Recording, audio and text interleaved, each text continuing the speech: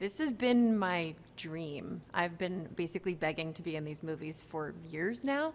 I have a great video of me like running around my house squealing when I got the news that I got to be part of this franchise. It's just, I hold it with great esteem. They're films that make you want to go to the theater. They're films that you want to go with your family.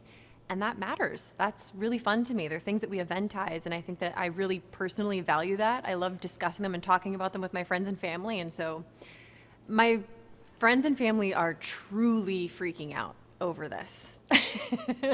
They finally think I'm cool. You know, it all was figured out that I was going to be in the film. I got this text that said, "Can you go to Vince's house for dinner tonight?" And I was like, "What?" And I showed up, and his 3 kids were at the door. And they immediately were like, "Brie, I want to show you this. I want to show you that. You got to meet the dogs. You got to go on the trampoline. You got to do this." And then eventually came down and he was like, "Oh, I see you've met like the true minds behind the franchise." And I was like, haha.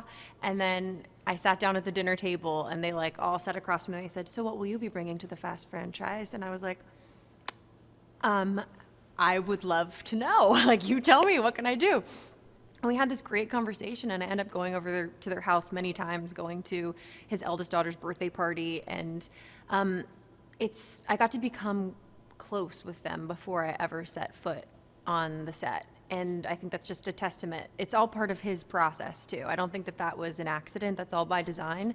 That by the time my feet were there on that set, I felt like I belonged to be there. I felt safe. And I actually based my character off of his daughter. There's obviously the aspect that there's been representation from the very beginning, which was just like unheard of at the time.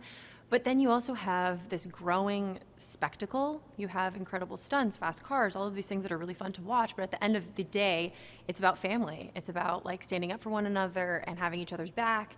And there's real values within the films. And I think that that's ultimately like what brings people to the theater. Tess is Mr. Nobody's daughter. She is technically agency, but she's kind of a bridge in a way.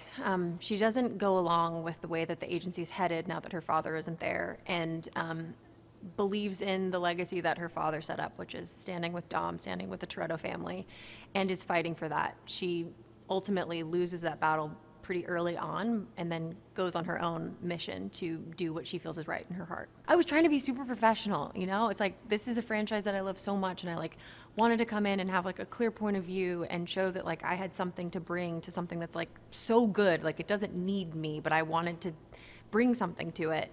And so that moment when he took the cross out is just the most surreal moments of my life, and I just fell over. I fell onto the ground. I could not be cool.